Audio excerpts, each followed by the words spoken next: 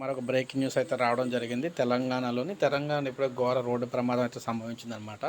Car ఢీకొని చుక్కల జింకది చనిపోవడం అయితే జరిగిందనమాట. ఇక్కడ మీరు చూసుకోవచ్చు చిత్రంలోని. మంచిర్యాల జిల్లా కవ్వాల పులుల అభయారణ్యంలోని పైడిపల్లి గ్రామ సమీపాన మంగళవారం ప్రధాన రహదారిపై కారు ఢీకొన్న ప్రమాదంలో కృష్ణ చుక్కల జింక చికిత్స పొందుతూ మృతి చెందింది. కేసు నమోదు చేసి దర్యాప్తు చేస్తున్నట్లు స్థానిక రేంజ్ ఆఫీసర్ అక్కడ హఫీజోద్దీన్ తెలిపారు. ఆ జింకను ఢీకొన్న AP 303 నెంబర్ గల కారును స్వాధీనం చేసుకుని సొంత పూచీకత్తుపై వదిలేశామన్నారు.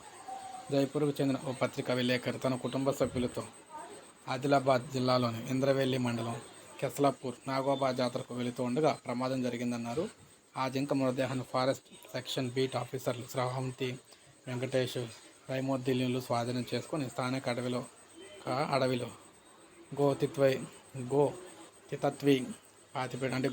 పాతిపెట్టినట్టుగా చెప్తున్నారన్నమాట. సో ఈ విధంగా చూసుకున్నట్లయితే పెను ప్రమాదం అయితే జరిగిందనమాట. ఇప్పుడే మనకు అప్డేట్ వచ్చింది. ఒక లైక్ చేయండి, సబ్స్క్రైబ్ చేసుకోకపోతే మన ఛానల్ సబ్స్క్రైబ్ చేసుకొని ఫాలో